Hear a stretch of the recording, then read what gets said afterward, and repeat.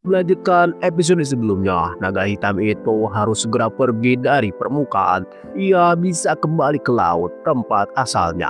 Gadri bermaksud membantu. Sambil mengencangkan gigitannya yang sudah menyakitkan, ular void itu menukik ke dalam sambil menyeret naga tak berdaya itu. Bahkan setelah menyelam ke dasar laut menuju tempat tinggal naga itu, ia masih tidak berdaya melawan kekuatan besar ular itu. Mereka menyelam begitu dalam dan begitu cepat sehingga tidak butuh waktu lama untuk mencapai dasar laut. Naga hitam baru saja pingsan saat itu ketika ia seharusnya mendominasi perang yang telah ia mulai. Yujiu tahu bahwa ia tidak bisa membiarkan orang ini lolos begitu saja setelah dipermalukan seperti itu.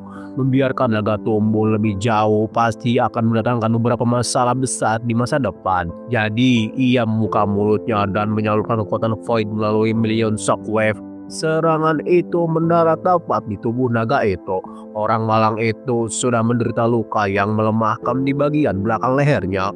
Dan ular void terus menambah luka yang fatal. Million shockwave terus-menerus mendorong binatang itu, menancapkannya semakin dalam ke dalam gua-gua laut dalam. Itu seharusnya cukup untuk membunuh seekor naga, bukan? Tapi ya tidak juga. Naga hitam itu tinggal beberapa inci lagi dari kematian dengan semua luka dan cedera yang dideritanya. Tetapi dia masih bernafas. Kekuatan spiritualnya menurun sangat cepat dan vitalitasnya yang tampaknya tak berujung mulai berkurang. Sementara itu, Yujiu menilai status musuhnya. Sebuah alarm muncul menyerang indranya yang tajam. Dia hanya merasakan kekuatan spiritual yang sangat tinggi mendekati posisinya. Mungkin itu hanya musuh baru yang mendekat. Sebuah suara yang terdengar primitif menyebut pohon dewa dengan nama aslinya Yujiu, dan dengan antusias menyambutnya ke dalam seperti seorang teman lama. Awalnya dia mengira itu adalah Raja Naga Laut Dalam yang menyergapnya. Tetapi tidak, perasaan mengkhawatirkan yang dialaminya ini tertanam jauh lebih dalam. Itu adalah bos terakhir yang menyebalkan. Kegelapan itu sendiri telah mengambil bentuk binatang buas yang halus. Tubuh naga hitam yang tidak bisa dihancurkan telah diambil alih sepenuhnya. Dan Yujiu dengan tenang bertanya apakah kegelapan sudah mulai turun. Kegelapan dengan ramah menjelaskan bahwa ia baru saja mengirimkan seutas jiwanya yang akan segera menghilang. Dia melakukannya karena dia ingin berbicara dengan Yujiu tentang sesuatu yang penting. Dia tidak basa-basi dan bertanya apakah pohon dewa ingin bergabung dengan misi kegelapan dan pasukannya.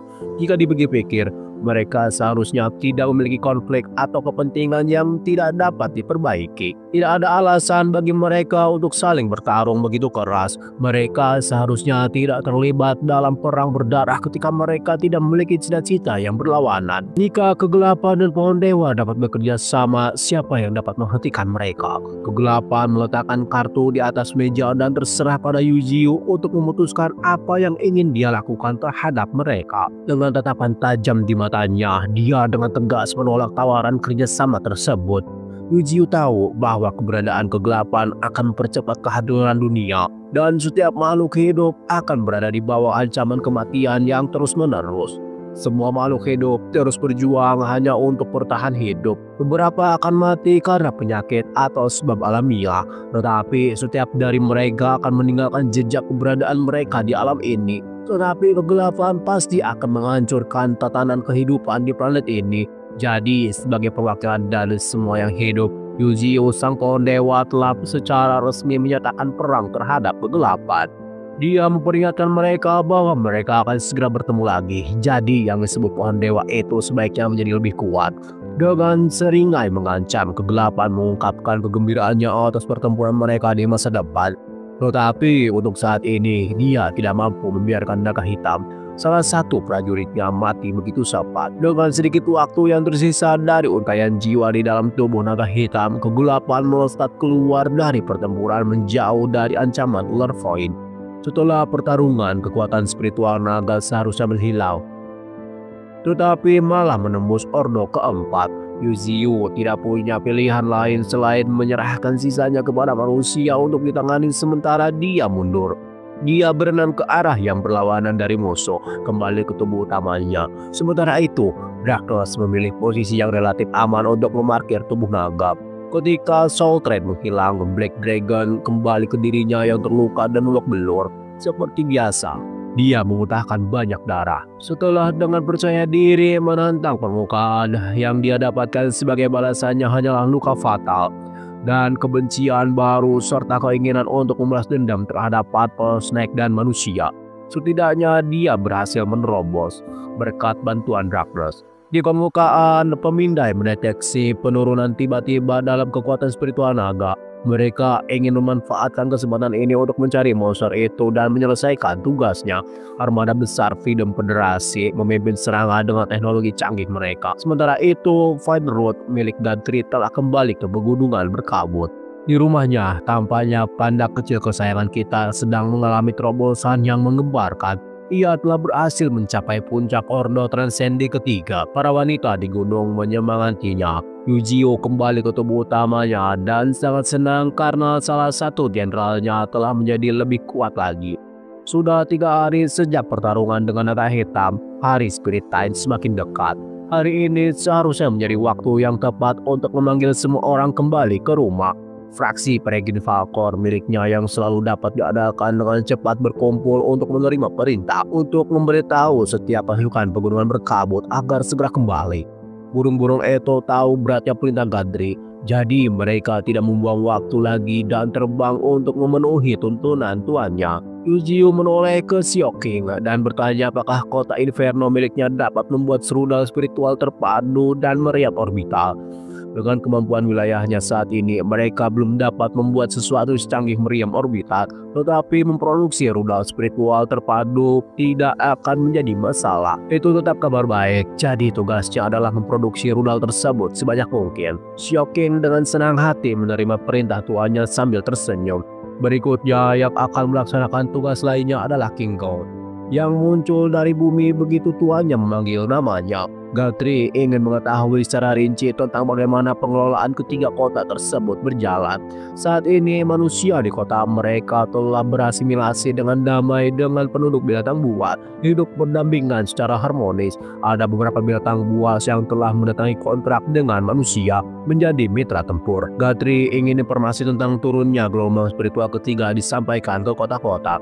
Orang-orang mereka harus tahu apa yang akan terjadi, sehingga mereka dapat mempersiapkan diri untuk menyerapkan kekuatan secara efektif. Sioking menyarankan agar mereka tidak mengungkapkan apa yang akan terjadi sebagai gelombang spiritual, tetapi sebagai mukjizat. Kepercayaan penduduk kota terhadap pohon dewa akan meningkat drastis. Yujio sendiri tidak memikirkan hal cerdik seperti itu. King Gong menerima misinya dengan lantang dan jelas. Sudah waktunya untuk mencuci otak sekte mereka, maksudku penduduk mereka, sehingga mereka dapat bersiap pada hari yang dijanjikan. Dia langsung terjun kembali ke bumi dan penguasaannya atas elemen telah berkembang pesat setelah bertahun-tahun. Suatu kali hanya Yujio dan Sioking yang meninggalkan jantung gunung berkabut, dan dia mengaku bahwa dia melihat kegelapan di kedalaman. Dia tentu saja terkejut dan khawatir tentang tuannya setelah mendengar itu. Pohon dewa melanjutkan bahwa itu hanya sebagian kecil dari kesadaran kegelapan, tetapi itu masih membangkitkan perasaan aneh di dalam dirinya. Dia pikir dia sudah cukup kuat, tetapi dia menyaksikan sebagian kecil dari kekuatan bos terakhir. Semua delusinya terhapus. Di bawah tatapan kegelapan, dia masih merasakan rasa takut yang mendalam, jenis yang membekas pada setiap makhluk di planet ini. Terakhir, Yujio merasakan emosi itu adalah ketika dia masih menjadi manusia. Tetapi ketakutan dalam pikirannya yang terbangun bukanlah pertanda baik. Sioking meyakinkan tuannya bahwa mereka akan menang. Bukan hanya binatang buas, tetapi juga manusia. Bahwa makhluk hidup akan terus hidup dan menang atas kegelapan. Mendengar suara tekad bawahannya menyalakan kembali api di mata Yujio. Dia bersumpah bahwa mereka tidak akan pernah kalah. Tidak perlu memikirkan pertempuran itu untuk saat ini. Dia hanya perlu fokus dan bersiap untuk kedatangan gelombang spiritual. Malam telah tiba dan menurutku ini adalah waktu yang tepat. Periksa apa yang terjadi di permukaan bumi. Benih pohon salam yang dengan susah payah diletakkan oleh pohon dewa di permukaan bulan telah mulai tumbuh. Laju pertumbuhannya luar biasa cepat. Dengan cepat membentuk sistem cabang yang menyimpang. Begitu bingkai itu terpasang, daun-daun yang indah pun mulai bermunculan, menutupi cabang-cabangnya dengan rona biru yang menawan. Dari benih pohon salam yang kecil, hanya butuh beberapa hari bagi pohon salam utuh untuk tumbuh hingga mencapai kondisi yang mengesankan saat ini. Kembali ke bumi, Yuzio menatap langit, merasakan perubahan yang terjadi pada benda langit itu. Tidak diragukan lagi dan ia merasakan napas pohon salam. Berdasarkan kekuatan spiritual yang berbeda yang meningkat, ia tahu bahwa pertumbuhan abnormal itu sedang berlangsung dengan sangat cepat. Namun, berdasarkan kondisi saat ini, masih banyak ruang untuk tumbuh lebih jauh. Ia berharap pohon salam itu terus bekerja keras dan tumbuh dengan cepat. Manusia telah melakukan penelitian ekstensif terkait bulan sepenuhnya. Pada generasi transenden saat ini, manusia telah menempatkan benda langit terdekat di bawah pengawasan terus-menerus. Bahwa para penghobi atau anak-anak yang memiliki teleskop sederhana pun dapat mengamati bulan dengan bebas. Pertumbuhan pohon salam itu terlihat dari bumi. Biro astronomi menjadi kacau saat mereka mencoba memberitahu Biro Pemantauan Kekuatan Spiritual bahwa ada tanaman misterius yang tumbuh di permukaan bulan. Teleskop yang dibeli di toko akan memperlihatkan gambar pohon biru yang berdiri tegak. Para ahli telah menemukan bahwa berdasarkan karakteristiknya itu pohon salam. Ini sama sekali bukan petanda baik. Jika benda ini tumbuh menjadi makhluk lain seperti pohon mutan yang terkenal itu, konsekuensinya tidak akan terpikirkan. Sangat mungkin medan magnet antara bumi dan bulan bisa menjadi kacau yang akan menjadi bencana. Kembali ke pegunungan berkabut, sekumpulan berbagai binatang buas dalam skala yang belum pernah dilihat dunia sebelumnya mulai berkumpul. Belalang sembah dan babi hutan datang pada saat yang sama, datang dari arah yang sama. Fraksi kera telah meninggalkan pos mereka untuk mematuhi perintah tuannya. Tikus kadal air dan suku harimau yang tangguh berjalan dengan hati-hati di tanah. Berasal dari utara, beruang kutub dan golem es misterius terus maju dengan menetap. Semut dan laba-laba datang dengan segala kemegahan mereka yang menjijikan. Bangau putih, burung nazar, dan praksi elang peregrine terbang di langit. Binatang buas lainnya yang ditempatkan di dalam pegunungan berkabut hanya menunggu kedatangan orang lain. Bahkan manusia bermutasi dan datang humanoid yang telah bertumpah setianya pada pohon dewa telah berkumpul. Adapun binatang buas besar yang diberi nama oleh pohon dewa sendiri, ini adalah pertama kalinya dalam waktu yang lama sejak mereka berkumpul. Setiap faksi mengambil posisi mereka dan menunggu pohon dewa berbicara, kecuali mereka yang tidak dapat dijangkau di lautan, yaitu ular dan paus. Semua orang telah menjawab panggilannya. Yuzio mengeluarkan akar voidnya menyapu tanah yang keras. Dia memerintahkan mereka untuk bersiap karena gelombang spiritual ketiga sedang menimpa mereka.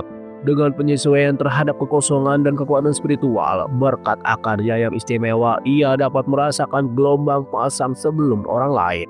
Menggunakan ketajaman akar kekosongannya, pohon dewa benar-benar menebas udara dan menciptakan celah dimensi dan konsentrasi kekuatan spiritual murni yang kaya menjadi terlihat. Pohon dewa menyambut kekuatan spiritual yang terkonsentrasi setelah menghancurkan ruang untuk mendistribusikan kekuatan secara merata kepada rakyatnya. Zat seperti cairan dari alam lain berubah menjadi pecahan terang yang diisi dengan bentuk kekuatan paling murni dan menghujani semua orang di pegunungan berkabut. Binatang buas dari segala bentuk, ukuran dan spesies telah bersatu di bawah panji dewa, dan mereka memanen manfaatnya dalam bentuk hujan emas. Pohon dewa segera menugaskan mereka untuk menyerap gelombang kekuatan yang masuk dengan benar. Jumlah kekuatan spiritual yang mengalir keluar dari celah dimensi tampaknya tak terbatas saat memberkati daratan. Jauh dari festival terobosan ini, sesuatu yang jauh lebih menyeramkan sedang terjadi di lautan. Sosok kecil dan gelap melesat keluar dari air, menyapu permukaan dengan kecepatan dan intensitas seperti dewa. Itu adalah bola hitam sempurna tunggal, yang ukurannya hampir tidak lebih besar dari tetesan air. Ketika celah merah di tengah tubuhnya terbuka, mata merah yang dipenuhi kebencian mengamati dunia untuk pertama kalinya. Aura yang tidak menyenangkan mengelilingi tubuh bola itu. Bola hitam kecil itu mengamati sekelilingnya. Air membentang tanpa henti ke segala arah. Akhirnya dia keluar, dan sudah beberapa ribu tahun sejak terakhir kali dia terbangun. Namun sekarang dia tidak lagi harus terperangkap ke dalam laut yang membeku. Saat ini tubuh bola kecilnya ini terlalu lemah untuk berfungsi dengan benar.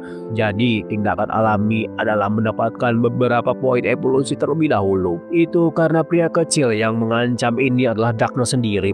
Pada setiap pertama level pemula, Ru juga memiliki sistemnya, segalanya akan menjadi panas. Gelombang spiritual ketiga sekarang sedang berlangsung. Para binatang Mystic Mountains saat ini berkonsentrasi pada terobosan mereka sendiri saat gelombang menyapu wilayah tersebut. QB berada di garis depan penyerapan kekuatan spiritual. Bagaimanapun dia adalah yang kedua setelah pohon dewa itu sendiri. Tapi bahkan dengan kumpulan kekuatan yang dimilikinya yang sangat besar, naik ke tahap yang lebih tinggi dengan masuknya kekuatan spiritual yang sangat besar masih melelahkan. Kaisar Buaya mungkin sudah tidak beraksi untuk sementara waktu sekarang karena dia mengambil alih keamanan pegunungan berkabut, tetapi dia menjadi lebih kuat dan tingkat kekuatannya terus meningkat. Dia menguatkan dirinya dan menyerap sebanyak mungkin gelombang pasang yang dia bisa. Naga Putih sudah berbakat dalam hal ketertarikan alami terhadap kekuatan spiritual. Jadi gelombang pasang spiritual ini sepertinya pesta baginya. Setiap pecahan bercahaya yang jatuh ke pegunungan berkabut itu seperti obat super. Binatang naga lainnya di tim juga tidak terlalu buruk. Hampir tidak adil betapa hebatnya naga-naga ini bisa menyesuaikan diri dengan pasang surut. Pohon dewa juga menyadari fenomena ini. Dia sudah menduga bahwa binatang beratribut naga akan menjadi yang pertama berevolusi. Tepat di belakangnya adalah harimau putih. Kucing bodoh itu mungkin bodoh, tetapi dia adalah monster jika diberi sumber daya yang tepat. Namun yang paling Anda khawatirkan bukanlah para jenderalnya. Itu adalah monyet emas yang duduk dalam pose meditasi. Sambil memegang tongkat kepercayaannya, tubuhnya samar-samar memancarkan kekuatan bintang-bintang. Tapi melihat keluarganya tumbuh dan menjadi lebih kuat di depannya membawa begitu banyak kegembiraan ke hati pohon dewa. Gelombang spiritual baru saja dimulai. Setiap orang perlu memanfaatkan acara ini sebaik-baiknya. Di laut, ombak juga telah bertindak sebagai respon terhadap gelombang spiritual yang menyapu seluruh planet. Di dalam perahu nelayan yang bergoyang sederhana, sebagian besar pekerja tergeletak tak bernyawa di geladak. Nyawa mereka terserot keluar. Pelaku misterius yang tanpa albino itu praktis menelan jiwa manusia-manusia malang ini dengan paksa. Dan ketika dia selesai, dia membuang mayat-mayat mereka seperti sampah. Tentu saja itu adalah kegelapan. Menghisap manusia memberinya bentuk humanoid. Mencapai tingkat transenden pertama dengan 1000 poin evolusi tersisa. Dia sangat tidak puas dengan jumlah evolusi yang sedikit yang dia dapatkan setelah membunuh begitu banyak orang. Menargetkan manusia tidak akan berhasil jika dia ingin menjadi lebih kuat dengan lebih cepat. Seolah-olah surga mendengarkan dilemanya. Dia merasakan kekuatan spiritual yang kuat di bawah air menjelajahi kedalaman. Jadi dia tanpa rasa takut menyelam ke dalam air dingin dan membeku untuk mencari mangsa berikutnya. Dia adalah predator sejati tanpa emosi, tanpa keraguan, hanya rasa lapar yang tak terpuaskan untuk mendapatkan lebih banyak kekuatan. Setelah menyelam cukup dalam, dia mulai melihat siluet seekor binatang besar berduri bebas berkeliaran di dalam air. Darkness mengenali binatang itu dari jauh. Itu adalah binatang sintetis yang dibuat oleh manusia. Bagi mereka yang menunggu kembalinya Godzilla, ini adalah hari keberuntungan Anda. Kadal nuklir ini akan berhadapan langsung dengan inkarnasi kegelapan yang sebenarnya. Pertarungan yang terjadi bahkan tidak bisa disebut pertarungan. Ledakan kekuatan menggelegar ke dalam dan tabrakan berakhir. Godzilla muncul dari air menerobos permukaan. Namun aura gelap dan mata merah di dahinya menunjukkan bahwa kadal favorit kita tidak muncul sebagai pemenang. Darkness telah merasuki tubuh Godzilla atau Zero, melompat ke tingkat transcender ketiga. Tetapi ia sedikit kecewa. Ia mengharapkan tubuh yang jauh lebih kuat daripada yang dimilikinya. Nah, masalah itu ada solusinya. Dan Darkness sudah dalam perjalanan untuk mendapatkan jawabannya. Di Australia, gelombang spiritual juga akan mulai turun dari langit.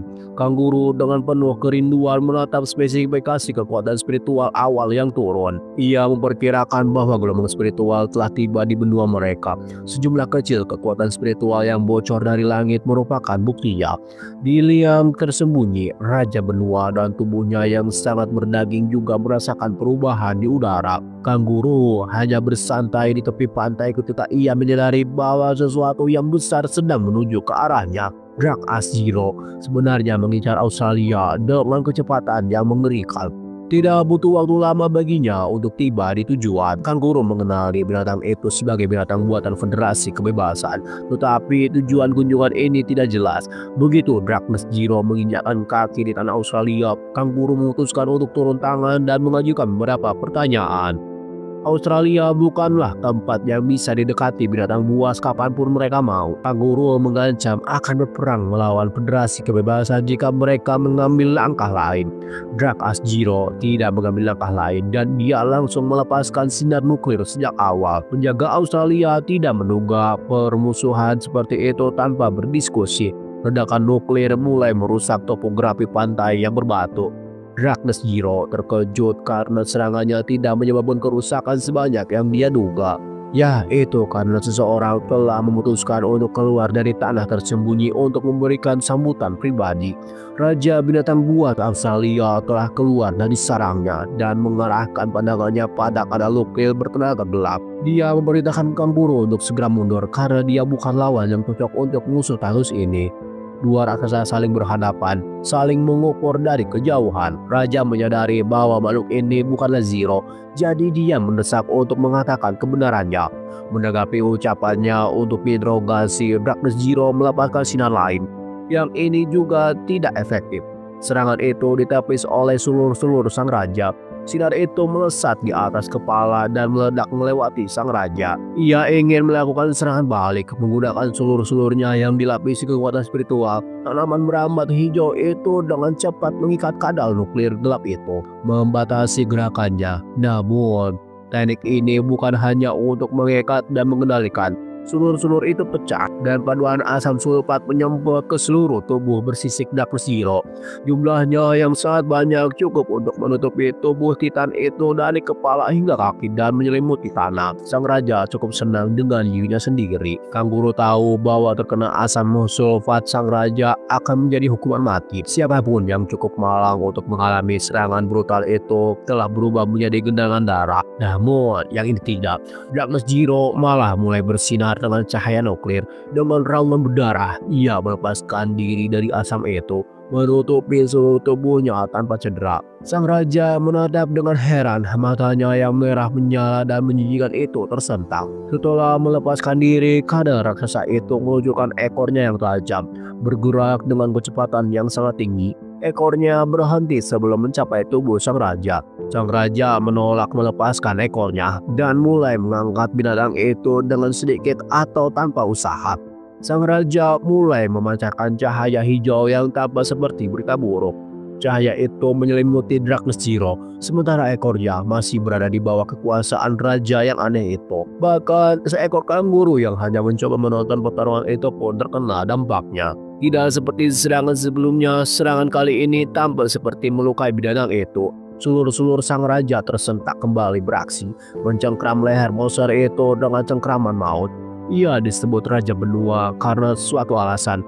Angkatan astral sebelumnya sudah cukup buruk, tetapi bot besar itu adalah masalah yang lebih besar. Darkness Zero terus meraung kesakitan, sementara lawan mencoba mencekiknya hingga menyerah. Tarikan dan tekanan menjadi begitu buruk hingga ekor Godzilla pun robek. Dalam hal kebrutalan, Raja Australia berada di garis terdepan. Serangan berikutnya melibatkan kumpulan glogole yang aneh terbentuk di sekujur tubuhnya. Ia meyakinkan kadal itu bahwa semua ratapan dan longlongan yang menyakitkan akan segera berhenti karena ia dengan senang hati mengirim penyusup itu ke neraka. Biosbar yang menonjol dari tubuh raja akhirnya meledak menjadi ratusan sinar kekuatan spiritual. Masing-masing memiliki kekuatan yang cukup untuk merobek sisik daging dan tulang binatang itu, melukai dan mencabik-cabik tamu yang tidak diinginkan itu. Beberapa sinar bahkan mengenai wajah monster itu, menguapkan tengkorak dan otaknya. Ketika sang raja bertarung, ia bertarung dengan keras. Dilihat dari rentetan serangannya yang intens, ia benar-benar ingin menghapus keberadaan musuh. Setelah menghentikan serangan yang mengerikan itu, satu-satunya hal yang dapat dilihat raja di matanya yang merah adalah darah musuh. Binatang sintetis besar itu telah berubah menjadi gumpalan daging dan darah yang tidak dapat dikenali. Yang dulunya monster hebat yang bisa meneror tempat lain telah berubah menjadi kain lap berdarah. Kanguru yakin bahwa tuannya menang. Kadal itu berubah menjadi bara dan dimutilasi hingga tak bisa dikenali lagi. Tetapi dia mungkin berbicara terlalu cepat karena luka Darkness Zero yang tak bisa disembuhkan mulai bergenerasi dengan cepat. Sang raja belum pernah melihat yang seperti ini sebelumnya. Regenerasi tingkat ini seharusnya tidak mungkin. Menyembuhkan luka berat dengan sedikit kesadaran terakhir seharusnya tidak mungkin. Namun dia jelas merasakan bahwa penyusup misterius ini telah kehilangan semua tanda vitalitasnya. Dia pada dasarnya adalah mayat beberapa detik yang lalu. Jadi bagaimana mungkin benda ini bisa menghidupkan kembali hidupnya? Sebelumnya sang raja hanya marah, tetapi sekarang benih ketakutan mulai tumbuh di benaknya. Untuk pertama kalinya, Darkness Zero menjawab bahwa hal semacam ini bukanlah masalah besar baginya. Dia tidak menyangka ada binatang buas kuat lain di dunia ini selain Yuzio. Datang ke Australia adalah pilihan yang tepat. Kang Guru juga merasakan keputusasaan saat musuhnya kembali bersatu seperti tidak ada apa-apanya. Sang raja penasaran apa sebenarnya yang diincar penyusup ini ke tempatnya. Darkness Zero kembali ke mode diam, hanya menanggapi dengan tindakan. Ia menyerbu sang raja dan mencengkramnya erat-erat. Patok oraknya ada awan gelap negatif di mana wujud aslinya bocor ke dunia. Dengan tawa yang menyeramkan, awan kegelapan itu meluas lebih besar dari gabungan kedua binatang itu. Ia menginginkan tubuh sang raja untuk dirinya sendiri. Namun, monster tangguh itu tidak akan membiarkan itu terjadi begitu saja. Energi aneh mulai menyatu di tubuh sang raja, melesat ke langit. Ragnar sedikit goyah seolah-olah ia mengenali kekuatan itu. Itu adalah kekuatan yang dapat menghancurkan semua materi. Bahkan kekuatan spiritual tidak akan berguna karena ledakan ini akan membuat semua yang terlihat menjadi tidak terlihat. Kangguru itu akhirnya memutuskan untuk keluar dari sana. Takut serangan tuannya akan menghancurkannya juga. Kegelapan dan kekuatan misterius raja yang tersembunyi. Siapa yang akan menang? Pasang taruhan Anda. Bola pemusnahan yang menghancurkan itu meluas begitu cepat dan begitu besar sehingga terlihat dari luar planet. Ledakan itu begitu kuat sehingga mengubah medan perang menjadi tanah hangus. Busa cair menggantikan bebatuan sejauh mata memandang. Tetapi kanguru itu entah bagaimana berhasil selamat. Kegelapan kembali ke bentuk bola mininya. Raja itu hanya berdiri tak bergerak. Dia kehilangan tubuh Godzilla dan terpaksa kembali ke bentuk terlemahnya. Raja itu dengan mengejek bertanya kepada pertanda kematian mini itu apakah ini bentuk yang tepat baginya. Australistrom kemudian mulai memamerkan transformasi sendiri. Mulut aneh terbuka di sisi wajahnya, meningkatkan faktor menyeramkan lebih dari 9.000 kemampuannya. Yang paling penting adalah menciptakan dan menggabungkan. Dia dapat menciptakan makhluk dalam citranya. Di sisi lain, menggabungkan memungkinkan untuk mengubah kemampuan makhluk yang ia konsumsi menjadi kemampuannya sendiri. Saat mulut menjijikan itu mendekati kegelapan, ia tetap tenang. Bahkan ia tambah sedikit terlalu percaya diri. Mulut raja mengunyah bola itu dengan penuh semangat. Kangguru memperhatikan dari pinggir lapangan, berpikir mungkin kali ini benar-benar sudah berakhir. Monster ini benar-benar menggunakan mulut yang sangat besar hanya untuk melahap segumpal kecil kegelapan. Kemewahan mungkin saja menjadi kehancuran. Raja itu menyerah saat awan gelap mulai keluar dari tubuhnya. Pertarungan ini terlalu menegangkan bagi kanguru malang itu yang hanya menonton dari jauh. Setelah awan gelap mereda, aura raja berubah menjadi sesuatu yang bahkan lebih menyeramkan dari sebelumnya. Bagian atas kepalanya berubah menjadi hitam sepenuhnya dan celah merah menyala dapat terlihat. Tuan Kangguru sangat bingung. Ia tidak tahu apakah rajanya menang atau kalah.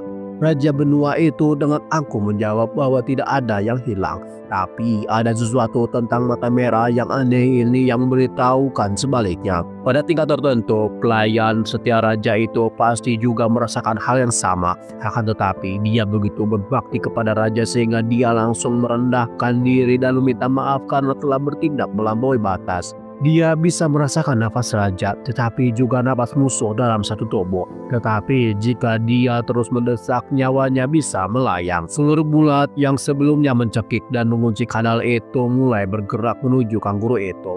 Keringat dingin membasahi sekujur tubuh lelaki malang itu saat dia memohon belas kasihan kepada rajanya. Namun seluruh itu tidak bersentuhan langsung. Seluruh itu tetap berada pada jarak yang cukup jauh, memancarkan cahaya misterius namun lembut. Tuan Kangguru dengan cepat merasakan kekuatan baru mengalir melalui pembuluh darahnya. Kekuatan itu begitu kuat hingga memancarkan keluar dari tubuhnya. hanya menahan kekuatan yang mengamuk yang memenuhi dirinya telah menghabiskan semua yang dimilikinya. Tapi inilah yang benar-benar dia inginkan. Dia menginginkan kekuatan dan itulah yang dia dapatkan. Raja Kegelapan menyukai keterampilan baru ini, yaitu menganugerahkan makhluk lain dengan kemampuan yang kuat. Ia memerintahkan pelayan setianya untuk memanggil semua pasukan mereka di seluruh negeri, sekaligus Raja Kegelapan melepaskan raungan purba yang menggema di seluruh negeri. Binatang-binatang Australia yang terkenal itu pasti merasakan bahwa tongkat mereka memanggil mereka untuk mendekat. Jadi mereka mendekat. Binatang-binatang dari darat, dari udara, binatang-binatang berbulu yang tampak seperti boneka yang bagus, tetapi juga bisa memisahkan kepala dari tubuhnya. Binatang-binatang lain yang tampak seperti raja bersembunyi di bawah tanah. Semua orang berkumpul di depan tuan mereka. Aku tidak mengira orang ini bisa terlihat lebih menjijikan lagi, tetapi ia tetap berhasil melampaui ekspektasiku. Dia tampak seperti kue yang berantakan dengan bisu darah. Dia memanggil setiap binatang buas di faksinya hanya untuk satu hal, untuk memberikan kekuasaan yang melampaui impian terlihat mereka.